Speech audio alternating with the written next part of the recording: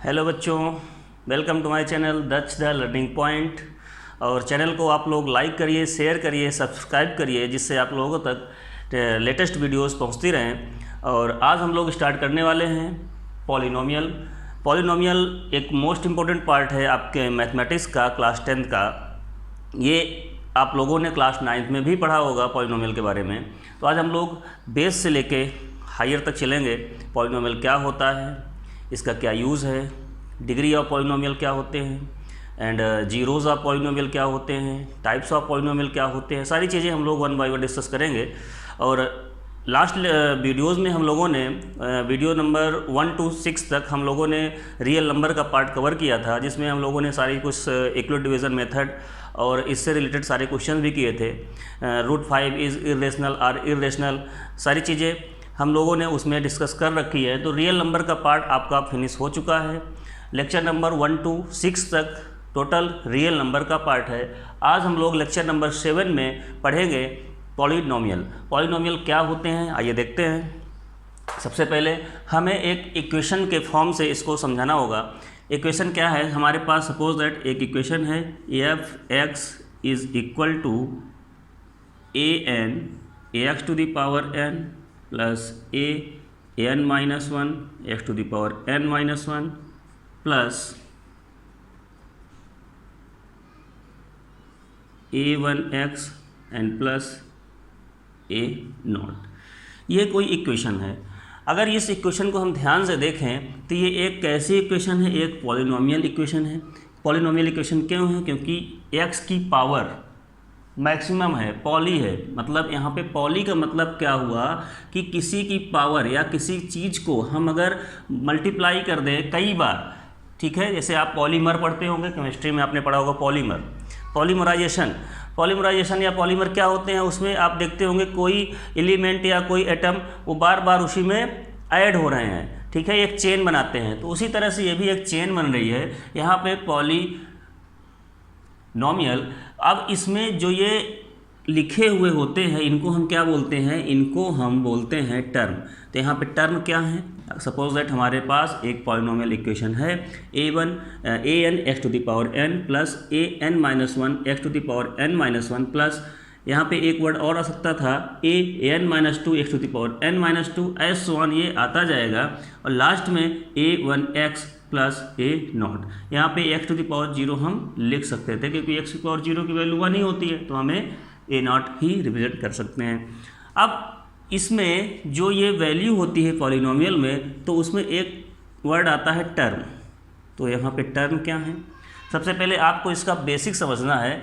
Term क्या होते हैं? तो टर्म वो होते हैं जिनको हम प्लस या माइनस के हेल्प से ऐड करते हैं किसी पॉलिनोमियल में। तो यहाँ पे टर्म अगर देखा जाए an x to the power n, an minus 1 x to the power n minus 1, और आगे और बीच में भी कुछ वैल्यू आती है an x and a0 x to the power 0।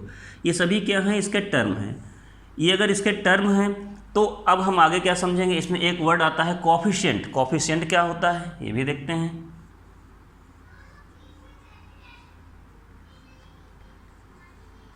Coefficient, okay.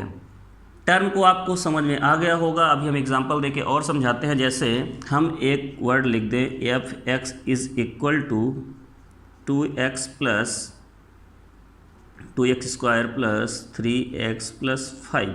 तो इसमें कितने टर्म हैं? तो आप यही बताएंगे। इसमें 1, 2 एंड 3 टर्म हैं। 3 टर्म कैसे हुए? ये भी तो x टू द पावर 0 हो सकता था। यहाँ पे क्वेश्चन हो सकता था कि यहाँ पे x टू द पावर है नहीं, ये कैसे पॉलिनोमियल का टर्म है? तो यस है यहाँ पे 5 में हम x to the power 0 multiply कर सकते हैं, ठीक है। तो ये 0 वर्ड जो x की पावर 0 हमेशा किसी की पावर 0 वो 1 ही होता है। तो 1, 2 एंड 3 टर्म यहाँ पे ऑलरेडी एग्जिट करते हैं। अगर हम यहाँ पे लिखें 2x प्लस 3, तो इसमें कितने टर्म हैं? इसमें 2 टर्म है, इसमें 3 टर्म है, यहाँ पे 2 टर्म है। अगर हम सिंगल 2x ही लिख दें तो इसमें सिंगल 1 टर्म है, ठीक है। तो ऐसे ये टर्म के बारे में कभी कभी क्वेश्चन पूछ लेता है, हाउ मैनी टर्म, ठीक, कितने टर्म हैं इसमें, ठीक। तो आपको टर्म समझ में आ गया होगा कि टर्म हम कैसे निकालेंगे। अब बात आती है कोफिशिएंट क्या होता है। What is coefficient? तो अगर आपसे इसी क्वेश्चन पे पूछ ले coefficient of x to the power n, तो आपका आंसर होगा a/an। ठीक है, तो अगर आपसे x to the power n का कोफिशिएंट पूछता है तो आपको आंसर देना है an।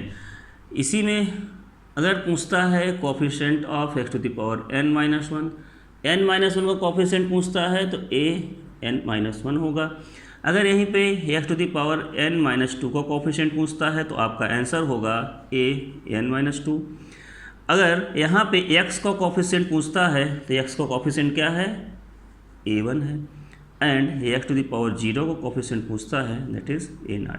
मतलब फाइनली कहने का, आपको जिसका कोफिशिएंट पूछा जाए उसमें जो कांस्टेंट मल्टीप्लाई हो आप उसको सीधे उसका कोफिशिएंट निकाल के रख सकते हैं। अब एग्जांपल एक करते हैं। एग्जांपल सपोज इट हमारे पास है 5x² plus 9x plus 2 is equal to 0। अब यहाँ पे आपसे पूछा जाए कि what is the coefficient of x² का कोफिशिएंट क्या है, तो आप x² के कोफिशिएंट के फॉर्म में क्या लिखा सकते हैं यहाँ पे 5। What is the coefficient of x, that is 9। What is the constant term, तो कांस्टेंट टर्म बोला जाए या coefficient of x to the power 0 बोला जाए दैट इज सेम, वो एक दूसरे के सेम होंगे। अगर x टू द पावर 0 का कोफिशिएंट हम बोलते हैं दैट इज 2, या कांस्टेंट और x टू द पावर 0 का कोफिशिएंट वो क्या होगा, 2 ही होगा। यहाँ पे कांस्टेंट वर्ड क्या है, 2 आया हुआ है। तो आपको बेसिकली कोई भी इक्वेशन गिवन है, अगर उसमें पूछा जाए कि कोफिशिएंट ऑफ x² बताइए तो आपको सिंपली उसमें जो मल्टीप्लाई है उसको लिख देना है। सपोज दैट वहाँ पे कुछ नहीं है मल्टीप्लाई में, आप इसको नोट कर लीजिए। आपको हमने फिर से एक बार रिपीट कर देते हैं। अगर जितने भी पॉलिनोमियल में वैल्यूज़ जो प्लस माइनस की हेल्प से ऐड होते हैं या सब्ट्रैक्ट होते हैं वही क्या होते हैं, उनके टर्म होते हैं। कोफिशिएंट क्या होते हैं, कोफिशिएंट ये होते हैं x to the power n है या x² है या x³ है, जो उसके साथ मल्टीप्लायर में है वो क्या होते हैं, उसके कोफिशिएंट होते हैं। और ये एग्जांपल्स हैं, इसको आप नोट कर लीजिए।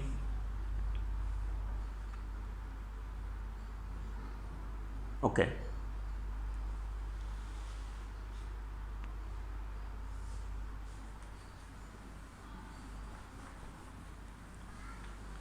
अब एक दो एग्जांपल्स हम करेंगे तो इजली समझ में आ जाएगा।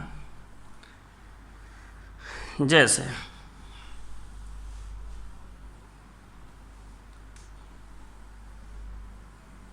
अभी ये 9th का बेस है, आप लोग इसको पढ़े हुए होंगे। हमारे पास सपोज दैट एक function f(x) equals to x³ plus 4x² plus 9x plus 11 ये दिया गया है। एक फंक्शन p y के फॉर्म में दे दिया जाए y³ plus 9x² plus 4x plus 12। एक फंक्शन हमने दे दिया p u के फॉर्म में u³ या u² plus 4u minus 3। p t के फॉर्म में दे दिया जाए 9t² प्लस 4t माइनस 3।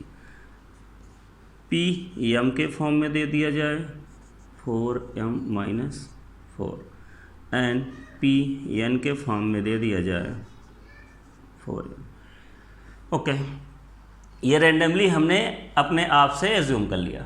अब सपोज दैट आपसे पूछा जाए फर्स्ट इक्वेशन में या सभी में कोफिशिएंट ऑफ x³ क्या यहाँ पे y होना चाहिए था भाई, y का टर्म था ना। तो अब अगर यहाँ पे फर्स्ट में हमने पूछा coefficient of x³ coefficient of x², coefficient of x and coefficient of x to the power 0 और कांस्टेंट। ये x to the power zero का कोफिशिएंट मीन्स कांस्टेंट ही पूछा जाता है, क्योंकि x to the power zero का कोई मीनिंग ही नहीं है, वो वन ही होता है। ठीक है, तो x to the power zero या कांस्टेंट पूछा जाए तो वो सेम होते हैं। एक्स क्यूब का कोफिशिएंट देखिए, क्या एक्स क्यूब में कुछ मल्टीप्लायर है? रेड पेन लाइए भाई।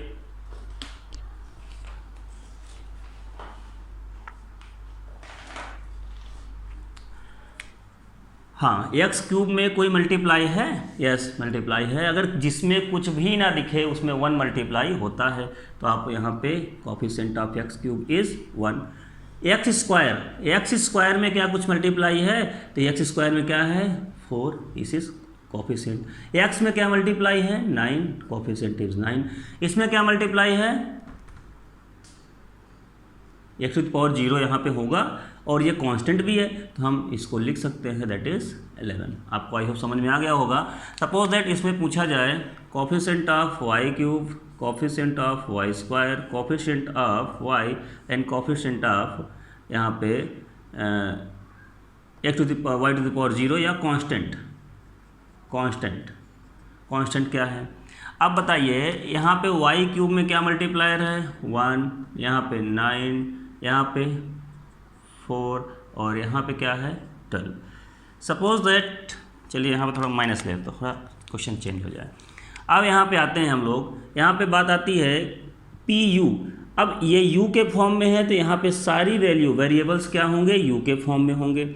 इसको हम क्या बोलते हैं? Single variable. ठीक है, ये भी ध्यान दीजिएगा, क्योंकि यहाँ पे वेरिएबल 1 आया हुआ है, मतलब हर जगह y आया हुआ है, यहाँ पे x आया हुआ है, u आया हुआ है, t आया हुआ है। तो अगर इस इक्वेशन की बात करें तो इसमें वेरिएबल क्या है? ओनली एंड ओनली x आया हुआ है, इसलिए इसको क्या बोलेंगे? Single variable polynomial. ये सिंगल वेरिएबल है, ये भी सिंगल वेरिएबल है। जब कोई दो वेरिएबल आ जाए, वेरिएबल का मतलब x y p q r s a b a to z कुछ भी हो सकता है, तो वेरिएबल जब दो हों, वहाँ पे एक्स हो और वाई भी हो, या ए और बी हो, पी क्यू हो, टी हो, आर हो, मतलब दो वेरिएबल साथ में आए हों, तो वो इक्वेशन क्या होती है? सिंगल वेरिएबल नहीं होती है, वो डबल वेरिएबल हो सकती है, ट्रिपल वेरिएबल हो सकती है। जितने वेरिएबल होंगे उतने वेरिएबल की इक्वेशन हो सकती है। ओके, तो यहाँ पे क्या है? ये भी सिंगल वेरिएबल है। आपको आंसर समझ में आ गया होगा। अगर इसमें देखें, कोफिशिएंट ऑफ यू स्क्वायर क्या होगा? कोफिशिएंट ऑफ यू होगा, कोफिशिएंट ऑफ या कांस्टेंट क्या होगा? कांस्टेंट क्या होगा? तो यहाँ पे you square coefficient is 1। u का कोफिशिएंट अब यहाँ पे साइन के साथ आएगा, माइनस साइन लगा हुआ है इसके पीछे, तो -4। यहाँ पे कांस्टेंट कितना है? -3। ठीक है, यहाँ पे देखते हैं टी स्क्वायर का कोफिशिएंट, टी का कोफिशिएंट एंड कांस्टेंट। तो आपको दिख रहा होगा यहाँ पे टी स्क्वायर का कोफिशिएंट क्या है? 9, 4, कांस्टेंट इज -3। यहाँ पे क्या है? अगर हम यहाँ पे पूछ लें कि एम स्क्वायर का कोफिशिएंट क्या है, एम का कोफिशिएंट क्या है और कांस्टेंट क्या है, तो आपका आंसर ये होगा, एम स्क्वायर यहाँ पे है ही नहीं, उसका कोफिशिएंट इज़ 0। या आप ऐसे लिख भी सकते हैं, एम स्क्वायर 0 लगा दीजिए, इसका कोई मीनिंग है नहीं है। ठीक है, तो आप यहाँ पे एम स्क्वायर को पहले लिख भी सकते हैं इक्वेशन में, बट उसका कोफिशिएंट 0 लगाना पड़ेगा, जिससे वो मीनिंगलेस हो जाए, मतलब वो 0 हो जाए। तो एम स्क्वायर का कोफिशिएंट, अगर किसी में एम स्क्वायर का टर्म ही नहीं है तो उसका कोफिशिएंट क्या होगा? 0। एम का कोफिशिएंट क्या होगा? प्लस का 4, यहाँ पे कांस्टेंट आएगा -4। यहाँ पे अगर हमने पूछ लिया सपोज दैट एन स्क्वायर का कोफिशिएंट क्या होगा, एन का क्या होगा और कांस्टेंट का क्या होगा, कांस्टेंट क्या होगा यहाँ पे, तो एन स्क्वायर है ही नहीं तो कोफिशिएंट होगा 0, एन है तो इसका कोफिशिएंट होगा 4 और कांस्टेंट भी नहीं है तो वो भी 0 होगा। मतलब आपसे कैसा भी क्वेश्चन दिया जाए उसमें सब कुछ पूछ सकता है। एक्स स्क्वायर है नहीं लेकिन एक्स स्क्वायर पूछ रहा है, तो अगर इस क्वेश्चन में एक्स स्क्वायर आपको प्रेजेंट नहीं है तो आप वहाँ पे उसका कोफिशिएंट क्या लेंगे? 0 लेंगे। ओके, तो आपको ये बातें समझ में आ गई होंगी कि कोफिशिएंट हम कैसे फाइंड आउट करते हैं किसी पॉलिनोमियल इक्वेशन से। ठीक है, अगर सिंगल वेरिएबल है या डबल वेरिएबल है तो सारी चीज़ें आपको डिस्कस कर दी गई हैं। अब हम लोग नेक्स्ट टॉपिक पढ़ेंगे, टाइप्स ऑफ पॉलिनोमियल। इसको नोट कर लीजिए।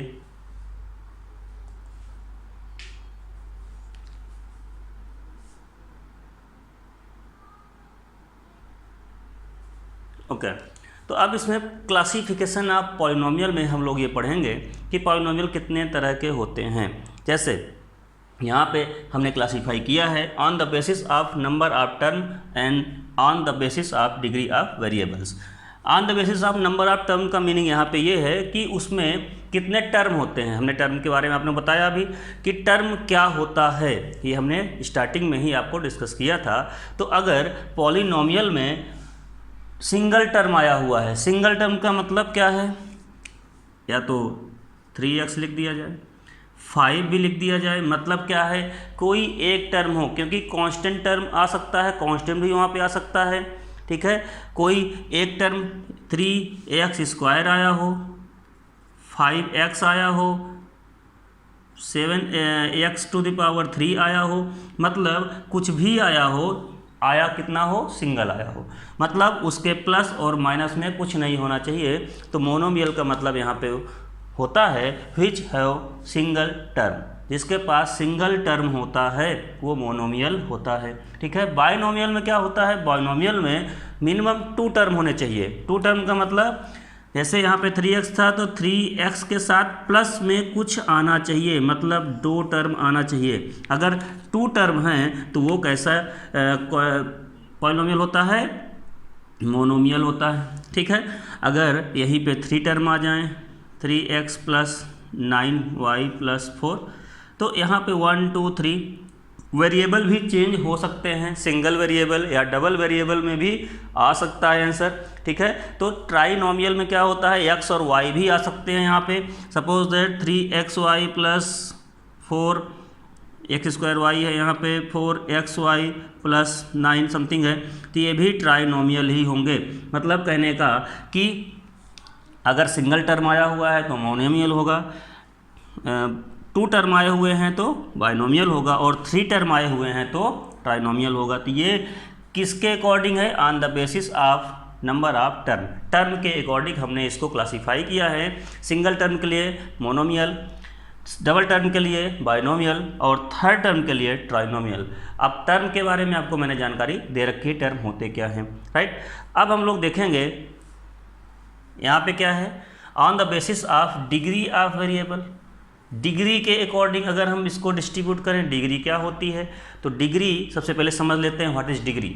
ओके, डिग्री क्या होती है, highest power of any variables या any equation is called degree of that equation. मतलब क्या है कि जो मैक्सिमम पावर होती है किसी भी इक्वेशन की, जो मैक्सिमम पावर होती है, हाईएस्ट पावर होती है, वो उस इक्वेशन की या उस पॉलिनोमियल की क्या कहलाती है, डिग्री। सपोज दैट यहाँ पे लिखा हुआ है x⁻³ + 4x² + 9x + 11 is equal to 0। अगर इसमें हम डिग्री बताना हो, डिग्री क्या होगी, तो highest power of the x की या highest power of variable is called degree of that polynomial, ठीक है। तो यहाँ पे हाईएस्ट सबसे पहले हम क्या खोजेंगे, यहाँ पे देखेंगे वेरिएबल कहाँ है, वेरिएबल कौन है, यहाँ पे x है। x की जो हाईएस्ट पावर क्या है, क्या 1 है, नो, 2 भी नहीं है, 3 है, तो दिस इज कॉल्ड डिग्री, मतलब डिग्री इज 3। ये जो पावर होती है वही होती है उसकी डिग्री, ठीक है। तो उसके अकॉर्डिंग हमने क्लासीफाई किया है यहाँ पे। अभी हम डिग्री के बारे में और डीपली आगे पढ़ेंगे, अभी केवल आपको इंट्रोड्यूस कर रहे हैं। यहाँ पे on the basis of degree of variable, on the basis of degree of variable का मीनिंग यहाँ पे ये होता है, यहाँ पे कांस्टेंट पॉलिनोमियल सबसे पहले आया, क्या, कांस्टेंट पॉलिनोमियल। कांस्टेंट का मतलब अभी हमने आपको थोड़ी देर पहले बताया था, कांस्टेंट का मतलब क्या होता है। सपोज दैट 5 लिखा हुआ है तो ये एक कांस्टेंट है, बट पॉलिनोमियल है, क्यों, क्योंकि यहाँ पे x⁻0 है ऑलरेडी, ठीक है। x⁻0 का वैल्यू क्या होता है, 1 होता है, आप किसी भी मल्टीप्लाई कर सकते हैं। तो यहाँ पे x⁻0 लगा हुआ है, इसलिए इसको हम क्या कहेंगे, कांस्टेंट पॉलिनोमियल।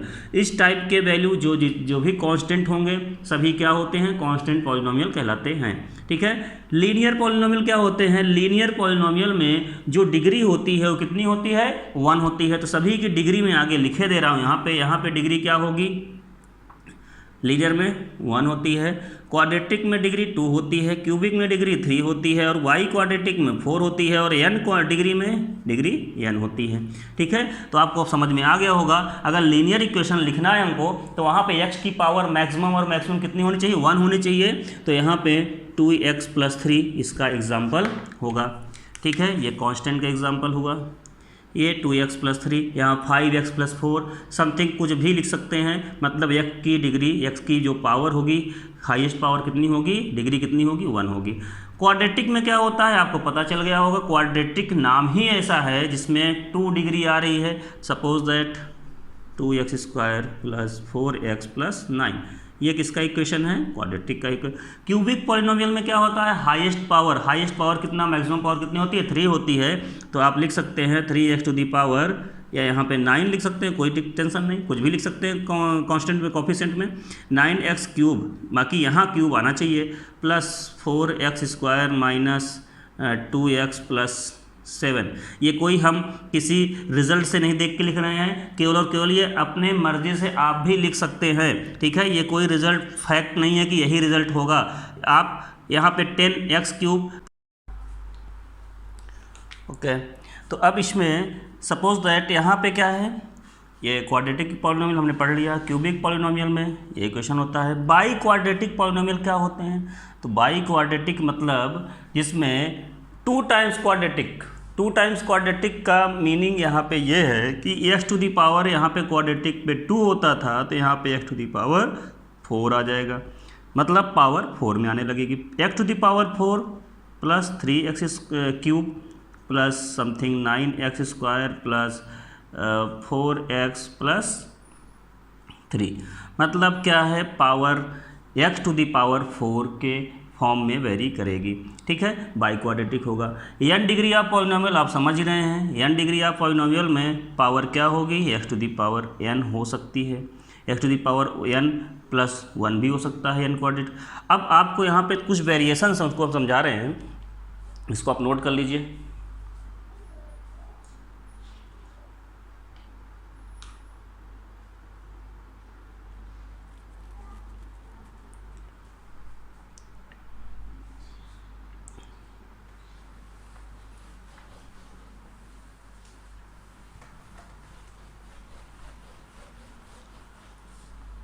ओके, अब हम लोग पढ़ेंगे डिग्री ऑफ पॉलिनोमियल। आप लोगों ने क्लासिफिकेशन देख लिया होगा, क्लासिफिकेशन क्या होते हैं पॉलिनोमियल के, on the basis of term and on the basis of degree. अब हम लोग पढ़ेंगे डिग्री ऑफ पॉलिनोमियल, इन्हें डालते हैं।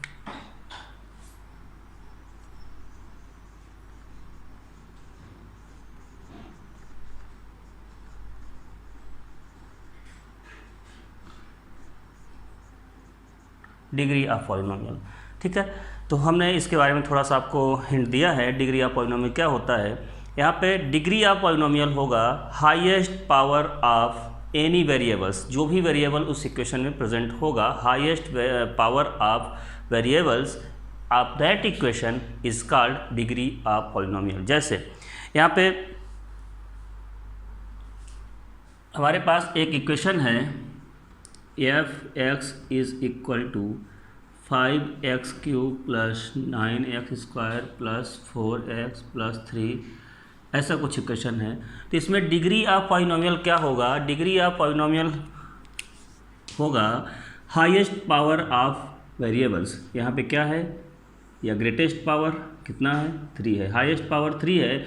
x का वेरिएबल सबसे पहले देखते हैं, वेरिएबल क्या है, वेरिएबल x है, उसकी हाईएस्ट पावर कहाँ पे है, यहाँ पे तो नहीं है, सबसे हाईएस्ट पावर 3 है, तो 3 is the degree of polynomial. तो इसके डिफिनीशन हम नोट कर लेते हैं। The exponent of the highest degree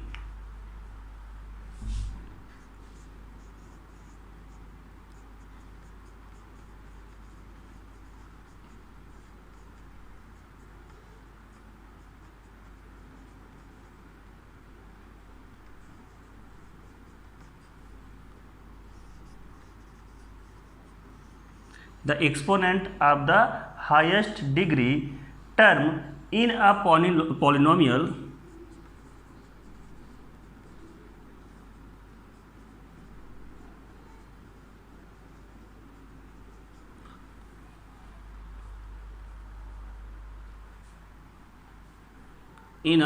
polynomial is known as degree of polynomial. The exponent of the highest degree term in a polynomial is known as degree of polynomial. अब exponent क्या होता है तो आपको पता होगा, जो x की पावर में जो वैल्यूज़ होती हैं, y की पावर में जो वैल्यूज़ होती हैं, मतलब सिंपली जो वेरिएबल्स होते हैं, वेरिएबल्स की पावर में जो वैल्यू होती हैं वो क्या होते हैं, एक्सपोनेंट होते हैं। यहाँ पे अगर x to the power n है सपोज दैट, तो इसमें डिग्री क्या होगी, n होगी। x to the power highest 4 है, डिग्री 4 होगी। x क्यूब है, डिग्री 3 होगी। y टू द पावर 4 है, डिग्री 4 होगी। तो आइए कुछ क्वेश्चंस करते हैं तो आपके कॉन्सेप्ट क्लियर हो जाएंगे। इसको आप नोट कर लीजिए।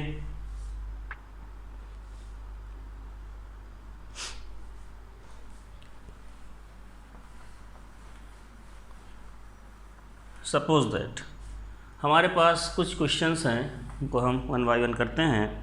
हमारे पास 3x प्लस 9/4 इस ऐसा कुछ फंक्शन एक दे रखा है, f(x) इज इक्वल टू, तो यहाँ पे क्या होगा, डिग्री कितनी होगी, डिग्री देखना है। यहाँ पे सबसे पहले हम क्या खोजेंगे, जो वेरिएबल्स होंगे उसको देखते हैं। वेरिएबल्स क्या है, यहाँ पे x है और उसकी हाईएस्ट पावर क्या है, उसकी हाईएस्ट पावर इज़ 1 है। तो यहाँ पे डिग्री कितनी हो जाएगी, 1 हो जाएगी। अगर इसी में हमारे पास एक फंक्शन है px का फंक्शन है, 4y² प्लस 9y प्लस 3/2 लिखा हुआ है, इसको 0 नहीं है, px का फंक्शन है। यहाँ पे हम सबसे पहले वेरिएबल देखेंगे। वेरिएबल x भी हो सकता है, y भी हो सकता है, p q r s t a to z कुछ भी हो सकता है। तो यहाँ पे वेरिएबल y है, y का हाईएस्ट पावर क्या है, 2 है, तो डिग्री कितनी हो जाएगी, 2 हो जाएगी। यहाँ पे सपोज दैट फिर से px, ये py फंक्शन होना चाहिए था। सपोज दैट px फंक्शन दे रखा है जिसमें x cube plus 9x² plus 4x plus 9 ऐसे कुछ है। तो हाईएस्ट पावर x की कितनी है, 3 है, डिग्री 3 हो जाएगी। ये क्या है, क्यूबिक पॉलिनोमियल है, ठीक है। नेक्स्ट इज सपोज दैट कोई वैल्यू ऐसे दे रखा है, x to the power 4 plus 9x³ plus x² plus x plus 9 ऐसे है। तो इसका डिग्री क्या होगा, 4 होगा। सपोज दैट कोई एक कांस्टेंट टर्म दे दिया, कोई एक constant term suppose that they रखा है, सपोज 5 है, 5 है, 8 है। तो इनकी सबकी डिग्री क्या होगी, x टू द पावर 0 हम मल्टीप्लाई कर सकते हैं, तो इनकी सबकी डिग्री क्या होगी, 0 होगी। ये 0 पॉलिनोमियल है, ये लीनियर है, क्वाड्रेटिक है, क्यूबिक है और बाई क्वाड्रेटिक है, ठीक है। अगर कहीं पे x to the power n लिखा हुआ है प्लस 1 समथिंग है, तो ये क्या है, कौन सा डिग्री होगा, इसका डिग्री इक्वल टू n होगा। और ये कैसी पॉलिनोमियल होगी, ये n पॉलिनोमियल के फॉर्म में है, ठीक है। तो आई होप आपको समझ में आ गया होगा कि कांस्टेंट, जो कांस्टेंट होते हैं उनकी डिग्री ऑलवेज 0 होती है। जितने भी कांस्टेंट होंगे उनकी डिग्री 0 होगी। अगर हमने यहाँ पे 5 रखा, 6 रखा, 7, 8, 9, 10, 9, 9, 9 कुछ भी रखें, इनकी सबकी डिग्री क्या होती है, x to the power 0 means degree is 0। जितने भी कांस्टेंट होंगे उनकी डिग्री हमेशा 0 होगी।